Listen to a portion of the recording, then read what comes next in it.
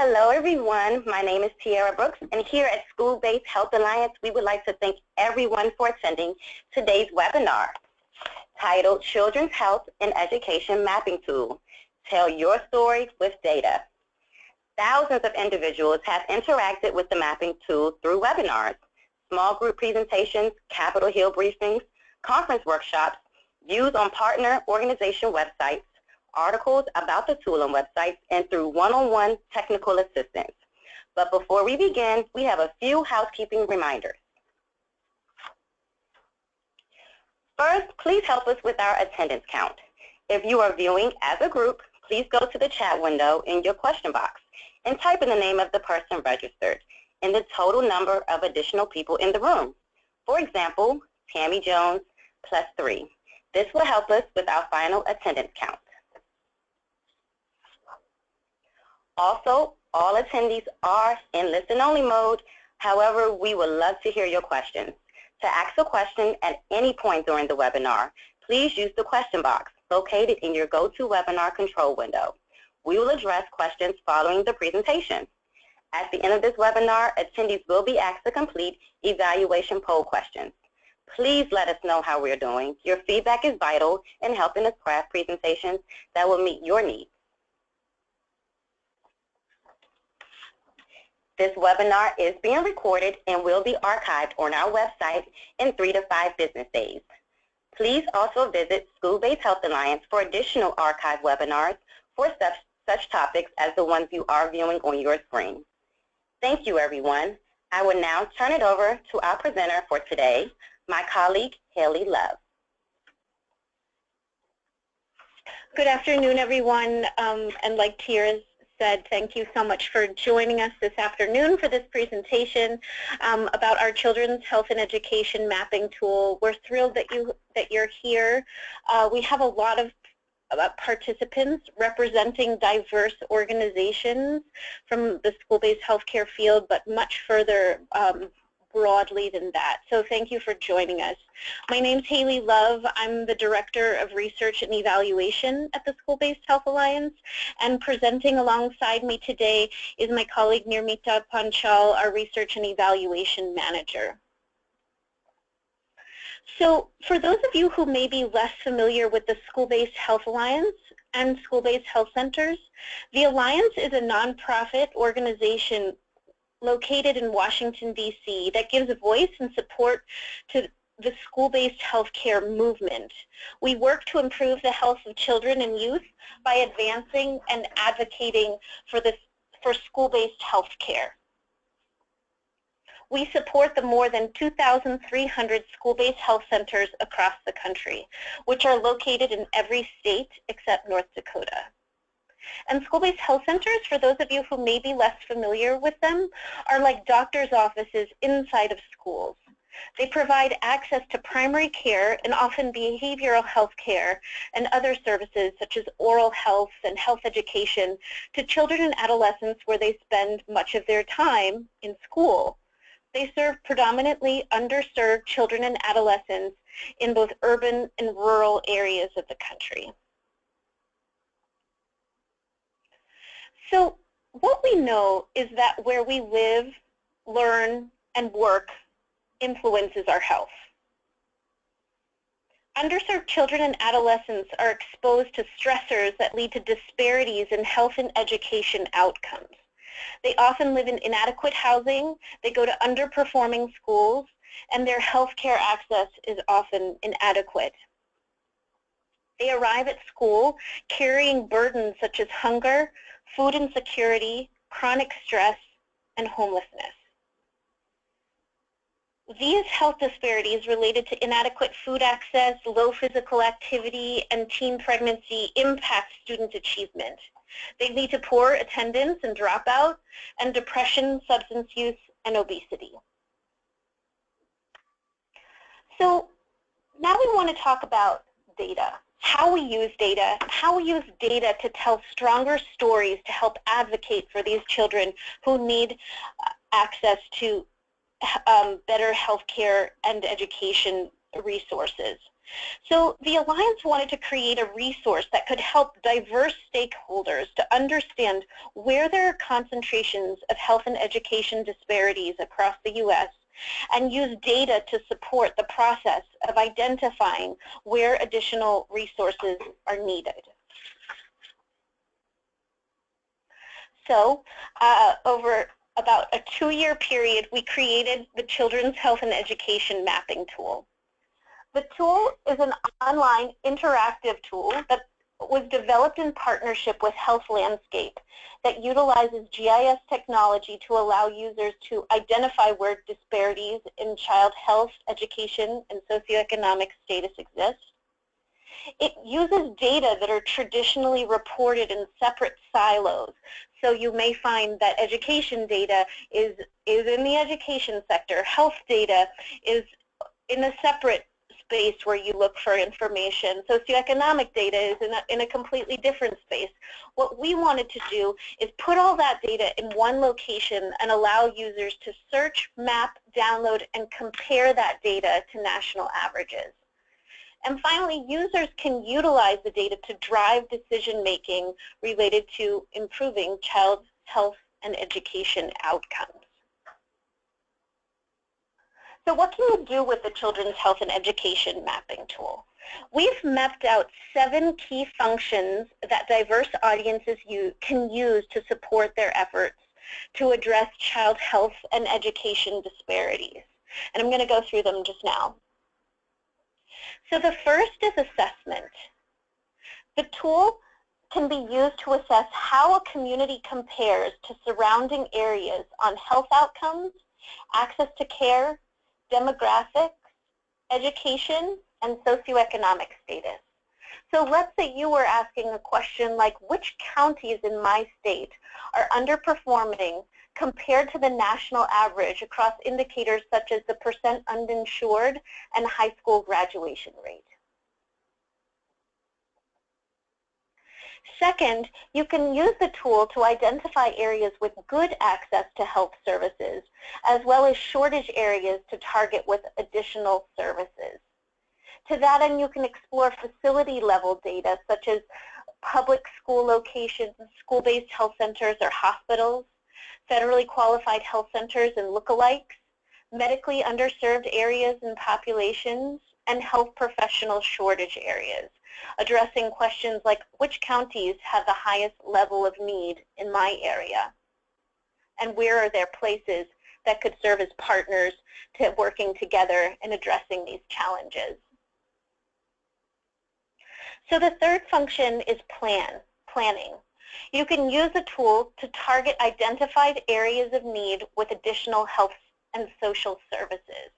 So if you were to say, given that this county has a higher obesity, food insecurity, and eligibility for free and reduced lunch rates than the national average, and several public schools, would an SBHC be an important service to add in this community to support improving children's nutritional health?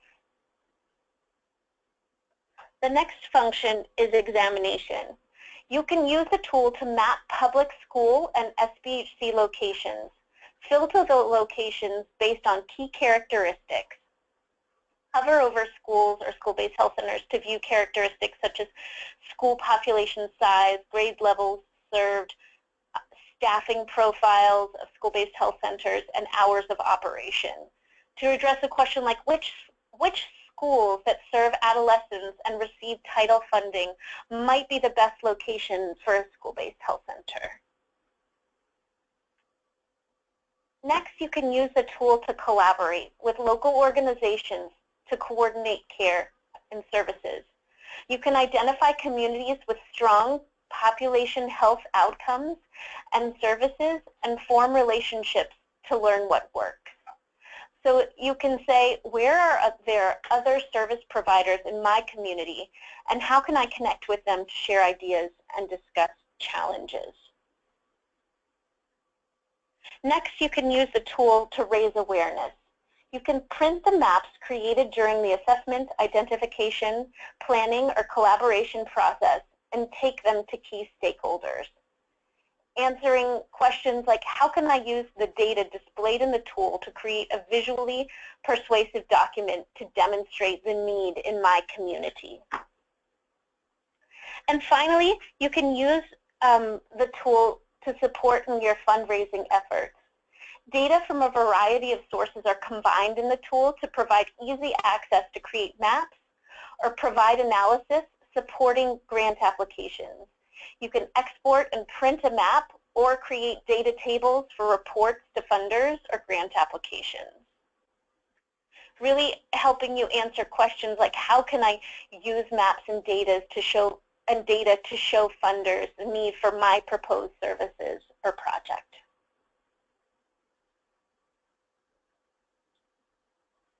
So next I want to talk a little bit about the data that's included in the tool. What are the data sources for the tool? What indicators are included? And what are the limitations of the data? The data come from a range of publicly available national data sets. Many are from government surveys like the Census Bureau's American Community Survey, the CDC, USDA, FBI, and SAMHSA. And the school-based health center data come from the Alliance's Census of School-Based Health Centers, a survey that the Alliance conducts every 3 years that captures basic characteristics of school-based health centers. So the indicators that are included in the tool include health insurance and coverage indicators, health indicators, education indicators, and demographic and socioeconomic indicators. There are 11 indicators included in the tool, and we'll show them to you very briefly when we get into our demo. So some of the limitations of the data that I want to share with you before we get into showing you the tool itself. The county level is the smallest geographic denomination with data in our tool. We found that in order to be able to have health and education and socioeconomic data in one tool, the smallest denominator for which that data is available at the national level is at the county level. So what many of you may be thinking is that these indicators are likely to vary within a community, such as the neighborhood level. So while this type of tool can be helpful, it's essential to have the local level perspective and understanding of what that means and how that translates into the next step of planning towards the allocation of resources. So the data is also from different years, and some of it might be outdated or missing. The tool cannot explain causation of indicator values, and testing for statistically significant differences is not available in the tool. So how do I use the Children's in Health and Education mapping tool? If you go to the Alliance's website and click on the Resources tab and scroll down to the Mapping tool, you'll be taken to a page that looks like this. In the right-hand column, you'll see that we've created a number of resources to help you in utilizing the tool. Some of it's background information about the tool and why we created it and how we created it, about the data, and the data sources that it pulls from. And then you'll see that there's a user manual, video tutorials, and frequently asked questions. We tried to create supportive resources for users that are reflective of different learning styles. If you like to read a manual, we have a very long one. If you like to read a short manual, we have a very abbreviated manual. If you'd like to watch short video tutorials or review webinars, we have examples of those video tutorials and webinars on our website, and we're consistently updating our frequently asked questions with questions that we receive from the field who are using it. And then you can register for a training similar to this one to use the tool. So this is the website, www.sbhforall.org/resources/mapping tool. And if you want to reach out to us directly for support, I encourage you to reach out to my colleague Nirmita at npanchal@sbhforall.org for support. So now we're going to get into the fun part, which is showing you the tool itself and how to use it.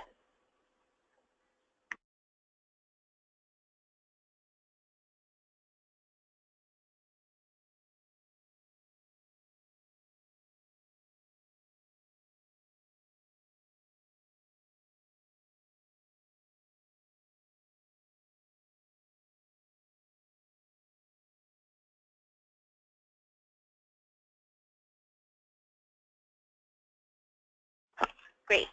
So when you click on Go to the Tool, you'll come to a screen that looks like this, with a little bit of background over here about what the tool's all about. And then you can pick a specific state or the entire country. I'm going to start by picking the whole country. Sometimes it takes a second to load, so we're just going to give it that second in order to do so. So what you see in the right-hand column here is that there are 3 layers to the mapping tool. The Children's Health and Education Indicators layer, the SBHC and School Characteristics layer, and the base maps and optional layers. So first I'm going to go through the Children's Health and Education Indicators layer and show you what's possible. Here you'll see the health insurance, health, education, and demographic and socioeconomic status indicator that I mentioned before. What I'm going to do is click first on the percent on Medicaid and CHIP. And what you can see on the screen is the counties across the country that are underperforming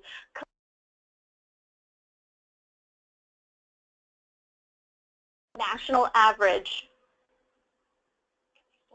Should I keep going? Compared to the national average for the percent on Medicaid and CHIP. What you'll also see is that there's a sliding ball right here, which is set to the national average. If you're interested in comparing to this, let's say the state average, you might consider moving this sliding ball to a different percentage in order to look at a specific number. If you click on the info buttons, you'll see the data sources for this indicator, as well as a definition.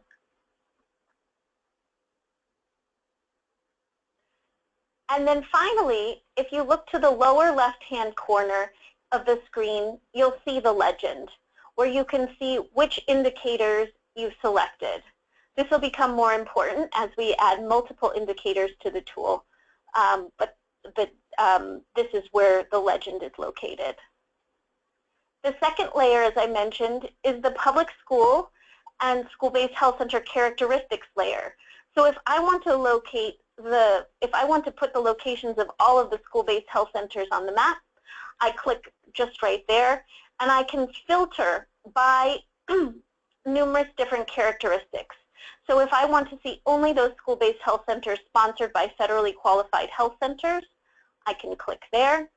If I want to see school-based health centers that have comprehensive care, including primary care, mental health, and other providers, such as oral health care, I can click here.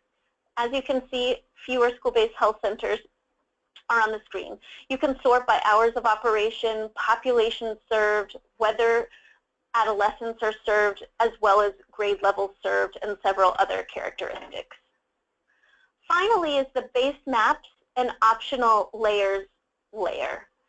Let's say we wanted to load in the location of different other healthcare facilities. So where are the hospitals located in relation to the school-based health centers?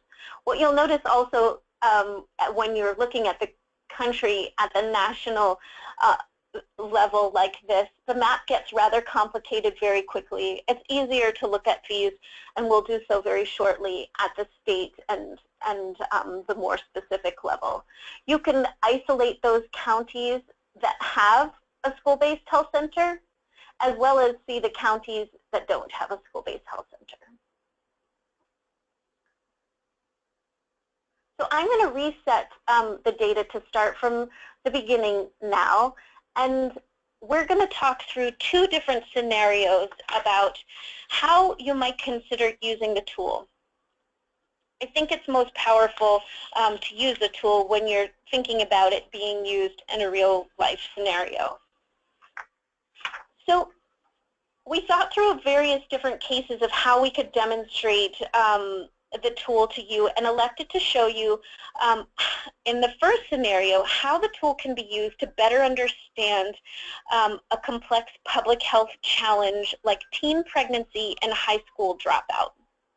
So this scenario is based on publicly available data, but this is an example only, and a comprehensive strategy will require local level understanding, perspectives, and additional data. So we're going to go to the state of Arkansas, which has the highest teen pregnancy rate in the country. So next what I'm going to do is highlight three indicators.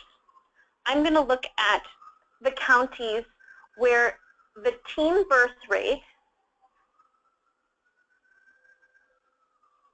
the percent of adults with no high school diploma, and the percent of kids living in poverty. As I mentioned, click on the info buttons to see definitions of each of these indicators. So now what you're seeing on the screen are those counties that are underperforming compared to the national average across multiple indicators.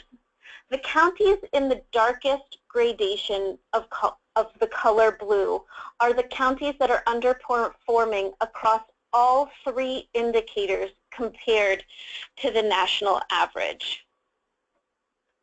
You can use the histogram down here in the lower right-hand corner of the tool in order to isolate only those counties underperforming compared to the national average for all three of those indicators. Let's say you also wanted to know that this ability to visualize the data is powerful, but I want to know that what do these numbers mean? What are the counties that have the highest prevalence of these three indicators?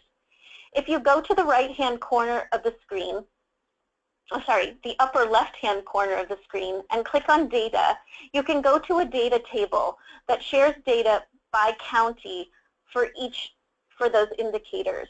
What you'll see as well is that this is a rather complex map. What you'll want to do is unselect the indicators that you don't want to see and limit it only to those variables that you want to see, because many of them are included in the data table automatically. So going back to the map and thinking as a part of this task force focused on how do we now start to address this challenge, we're going to think about school-based health centers as one way to support the community in improving access to resources that might both help with teen pregnancy and dropout. So what we want to know is where school-based health centers are currently located. Are there already school-based health centers in these counties? So we'll click on school-based health centers and see that there are school-based health centers in Arkansas, but there are a lot of counties where they don't have them. You may be wondering what's the difference between a green dot and a brown dot. The green dot are those school-based health centers that have completed our census of school-based health centers. So what that means is that you can click on one of the green dots and you'll see information pulled from our census about characteristics of the health center. The brown dots do not have data from the Alliance's census because they did not complete the survey. So we have no specific data about that health center, aside from the fact that we're aware that it's open. All right, so now we can see the locations of school-based health centers. So our next question is, where are their schools? Are there places that can serve as homes to these school-based health centers? And what you can see is that there are a lot of schools, and so we want to filter them. We want to start by filtering them by schools that are Title I eligible, meaning that they're serving an underserved community. And we also want to look at the schools serving adolescent populations. So those schools that are serving young people in grade 6 and above. So this is helping us to hone in on information that can help us in our strategy. So now we know the locations of where we know where there are high areas of need, where there are school-based health centers and schools. And what we want to think about now are who are the partners, the potential partners that we could collaborate with in order to grow the school-based health center model. So we're going to go into the base maps and optional layer, and we're going to add in the locations of federally qualified health centers. We can also add in hospitals, rural health clinics, and SAMHSA substance use treatment centers. And what we start to see is while in this area, which we're going to focus on in the lower right-hand corner of the state of Arkansas, there are a lot of potential partners that we could work with and bring into this discussion about expanding opportunities and access points in schools for children and adolescents. So given that the map is looking a little bit messy, I'm going to remove the SAMHSA substance abuse treatment centers, the rural health clinics, and the hospitals, and focus specifically on FQHCs. And what you can see here is that there are schools and FQHCs located in close proximity within counties that could work together in partnership to provide additional services. If you zoom in closely over here, you can identify the characteristics of these FQHCs, their names and basic contact information. So let's say now that you've identified a potential funder who wants to know the teen birth rate for each county to be sure that the highest need areas are being targeted. As I showed you before, you'll want to go to the data table.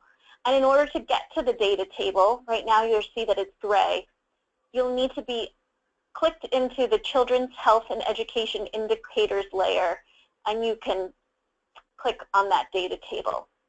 As before, you'll want to isolate it to the characteristics that you're interested in. And now you want to take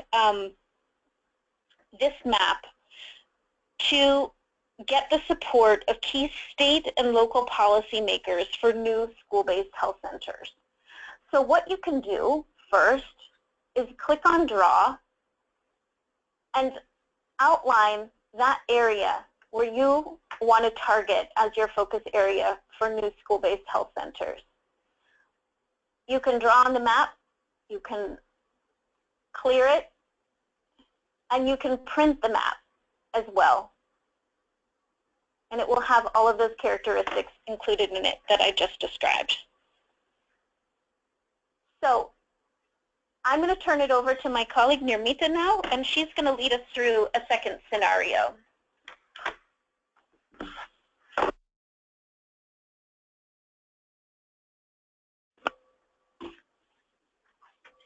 All right, thank you, Haley, for that demonstration. So before I get started with mine, I'm going to go ahead and reset the mapping tool here. Okay.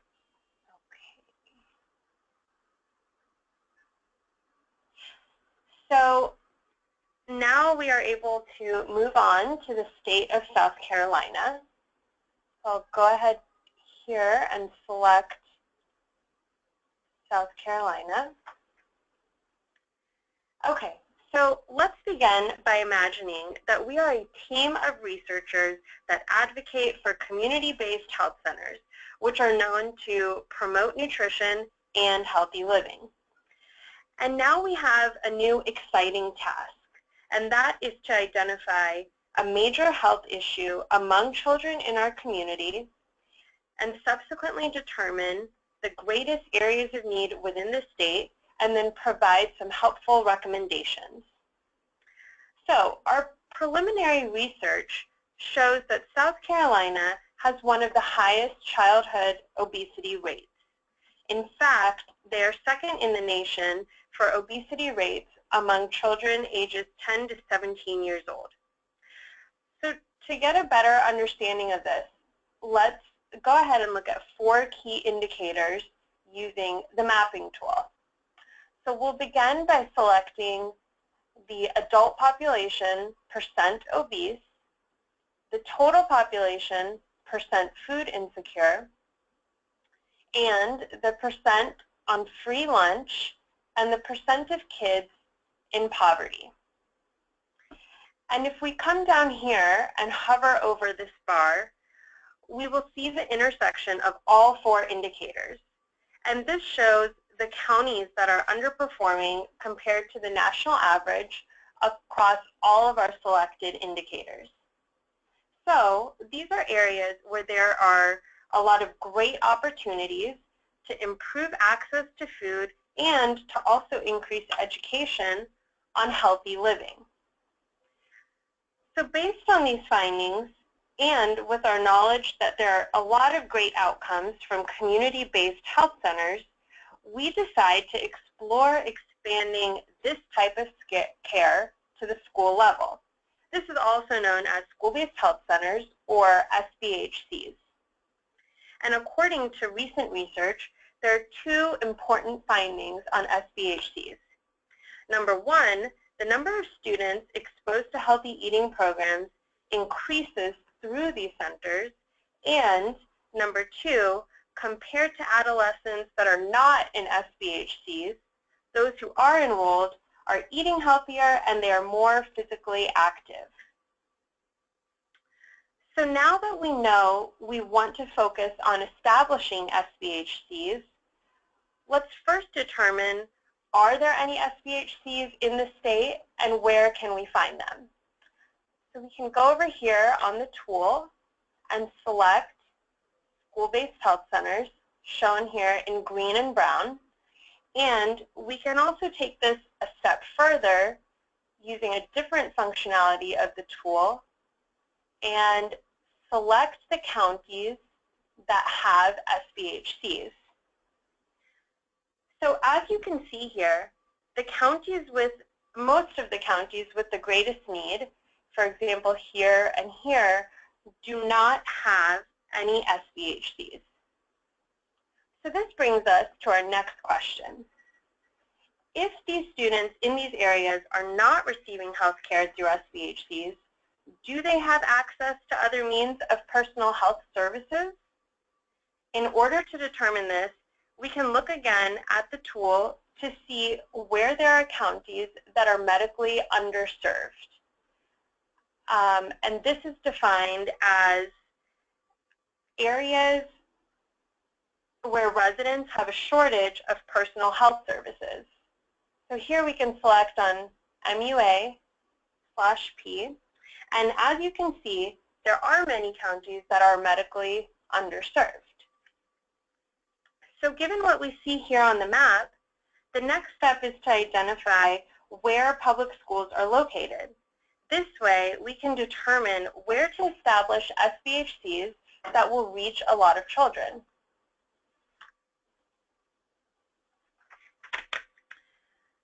And so here we are. Now we can see the public schools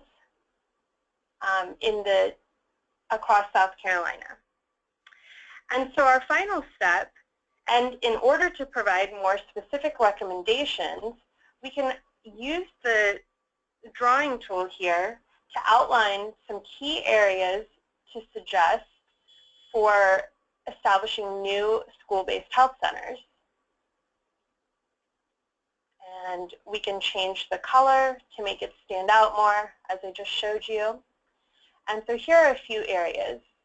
Over here by Myrtle Beach, and up here, in, I believe this is Cherokee County, and also over here.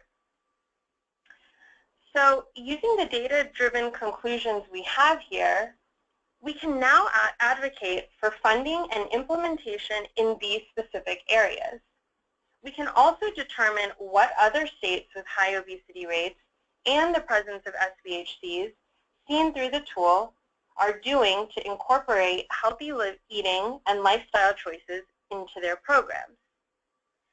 So our team is now ready to use these findings to get the support of key state and local policymakers for new school-based health centers. And now you can print and save a copy of your map to show them. So now that we've gone through these two different examples of telling your stories using the tool, we want to open up to the floor for questions.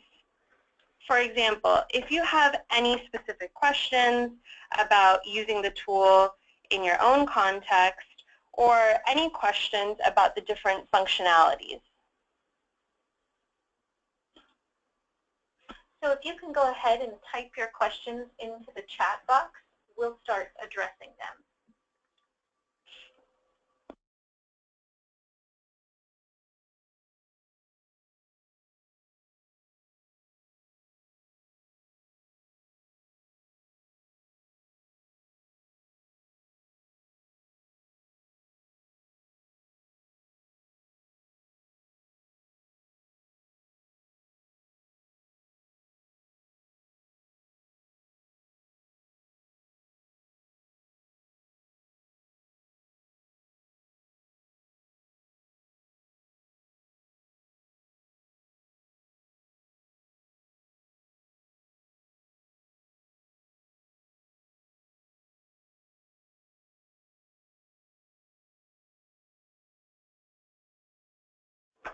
So we're going to start to go down this list of questions here.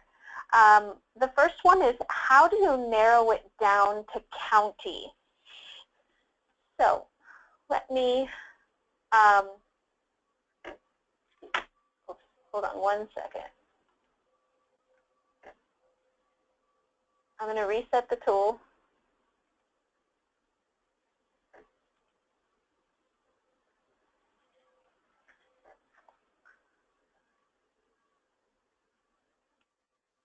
And start again and show you. So we'll go back to the state of Arkansas. I'm imagining that there are two different ways. I don't know if you're asking whether you want to see the county boundaries, but if that's the case, you can click here in the base maps and optional layers to see the counties and their boundaries.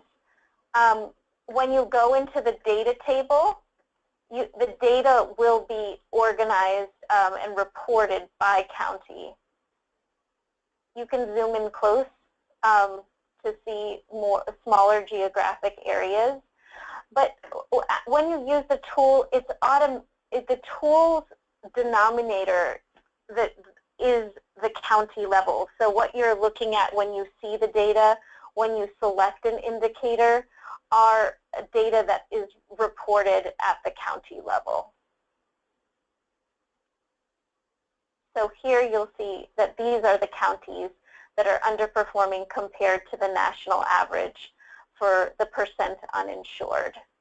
If you click on a county, here you can see, if you hover over a county, you can see that a data table will come up with the name and characteristics of that county, like total population, adolescent population, the number of schools and school-based health centers in that county, the number of school-based health centers in the state, and then some of the ethnic characteristics of the community in that county. I hope that addressed that question.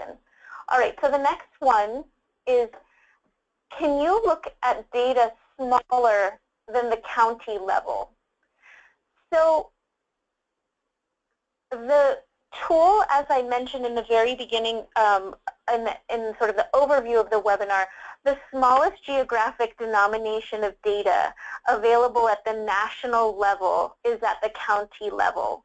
So while you can look at county, the data so is automatically reported at the county level, then you can look at data at the facility level. But for those adventurous individuals, and we have demos on our website about how to use these additional tools, there's functionality called Map My Data Points and Map My Communities Data under the tools. Our next webinar that we'll give on this tool will be about how to use the Map My Data Point and Map My Communities data. That can allow you to add in your own data. So let's say you have a specific data set. The locations of grocery stores, the locations of YMCAs, the locations of food banks. You want to know where those locations are in relation to other data points and within counties. You can add those data points in using these different functionalities. And it's relatively easy to use these functions. I do encourage you to go to our brief videos that are on our website, but there are instructions here as well about how to use those functions. So good question. So the next question is, within the SBHC information, what does it mean when it says SBHC sponsor organization, and the answer is other? So that's a great question. When we say SBHC sponsor organization, that refers to the primary medical sponsoring organization for school-based health centers. Federally qualified health centers are the predominant model of medical sponsoring organization for school-based health centers now, representing about 45% of school-based health centers across the country. But hospitals, health departments, local community agencies are other sponsoring organizations of FQHCs, of SBHCs. So if it's reported as other, it means that when the individual who was completing the Alliance's Census of School-Based Health Centers reported on the sponsoring organization, it did not fit as one of our categories. So if that's the case for a program that you're interested in, I encourage you to reach out to us or reach out specifically to that organization and ask them for more information.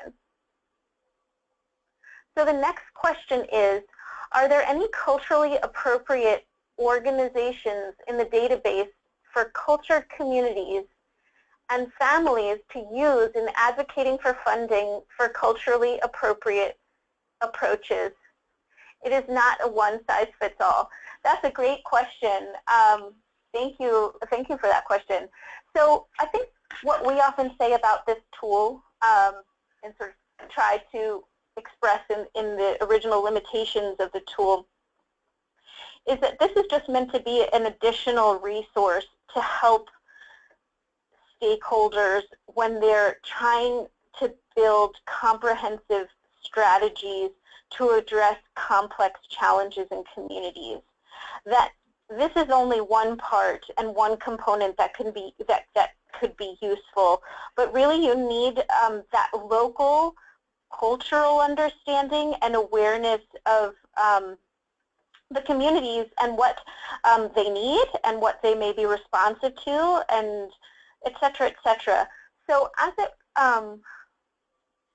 relates to culturally appropriate organizations in the database, we would love for you to share some ideas with us of what you think those types of organizations are, because we have the opportunity to add additional data and data points to this tool.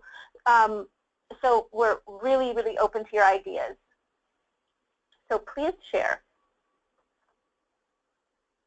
The next question is this presentation available to attendees on the conference?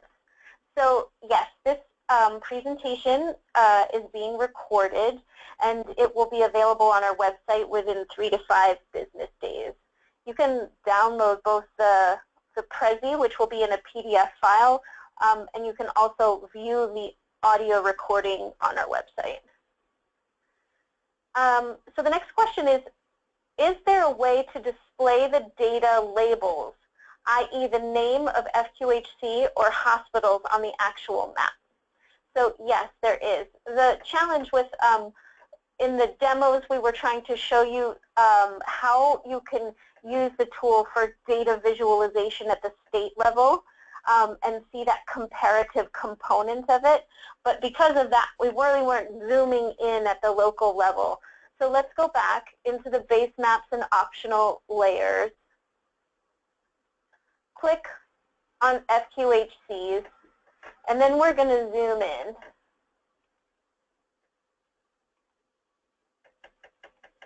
And once you get zoomed in to the appropriate level, it's going to work for me. You have to zoom in closely.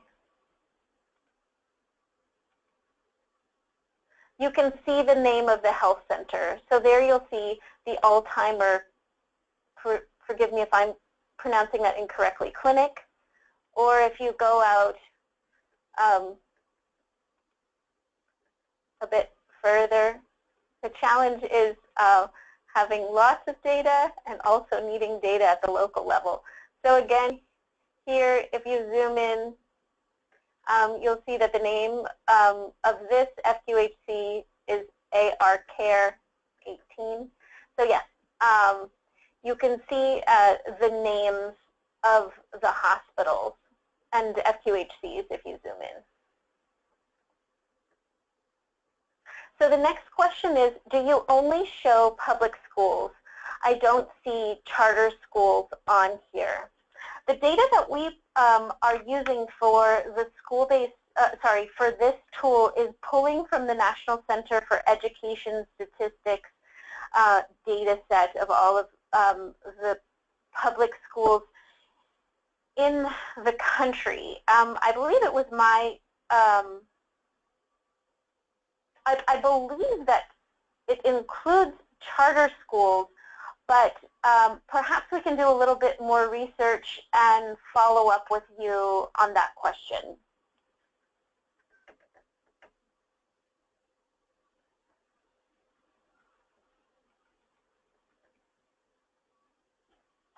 All right, so any more final questions? I've gone through all of the questions that are in the chat box, but if anyone has any other questions, we would love to help answer them. And like we mentioned, we'll type our email address into the chat box here so that you can contact us directly with any specific questions.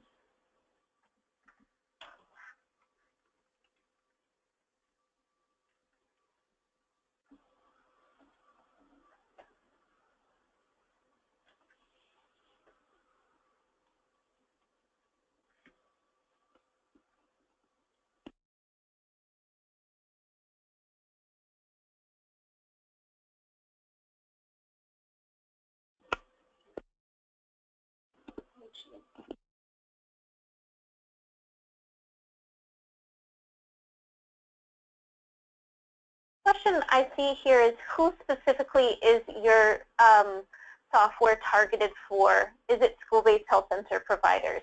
That's a great question. In creating this tool, we wanted to create a tool that would be useful not only for the school-based healthcare field, but any child and adolescent health advocate that's looking to be able to use powerful indicators of child health and education and socioeconomic disparities and use data to drive action. Obviously, given that we're the School-Based Health Alliance, we've added this layer with the School-Based Health Center and School Characteristics Focus to support the school-based healthcare field and better understanding locations and characteristics of the health centers. But really, this tool is for everyone. It's free for everyone. Anyone can use the tool. There are no costs associated with the tool. You can use the tool. You can download all of the data. And we're happy to provide technical assistance to you as well as you start using the tool in your work.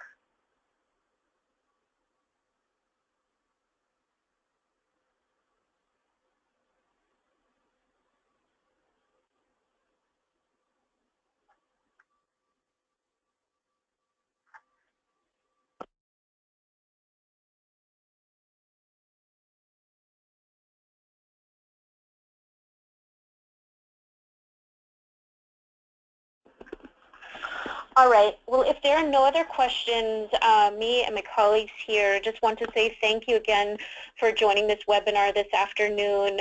Please be in touch with us if we can help with other questions. We're going to quickly go through 4 quick poll questions asking for you to share your experience with the webinar. So if you could help us by answering these questions, we'd be very grateful. Yes, thank you, Haley and Naramita. Also, we will send their contact information in our follow-up email for those that you may have not received. We definitely value your feedback, so if you can just answer a few poll questions for us.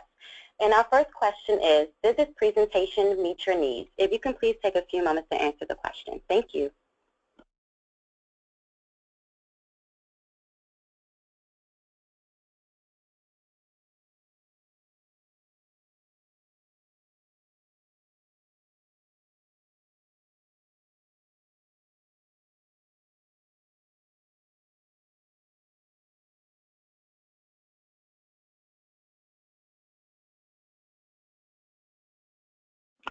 All right, thank you, everyone.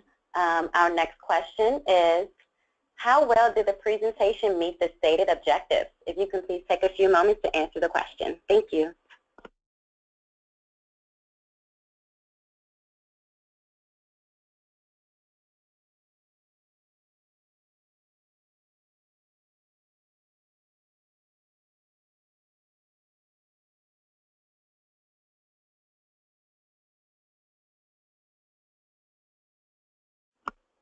All right, thank you very much. Our third question is,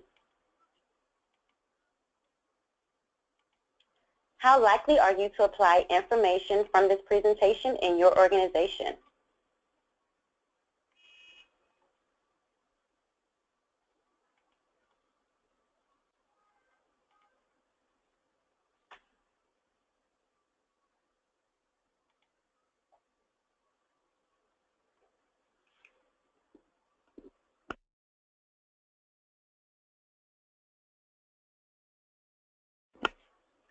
All right, thank you. And our final question is, would you recommend this webinar to others? If you can please take a few moments to answer the question.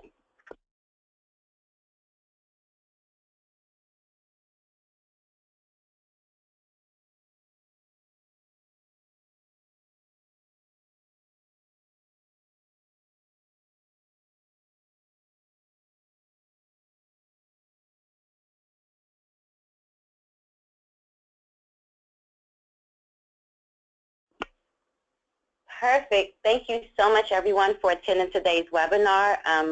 We look forward to you guys being on our future webinars. If you have any questions, please do not hesitate to email us. Again, I will send you the presenter's contact information, and have a wonderful day. Thank you.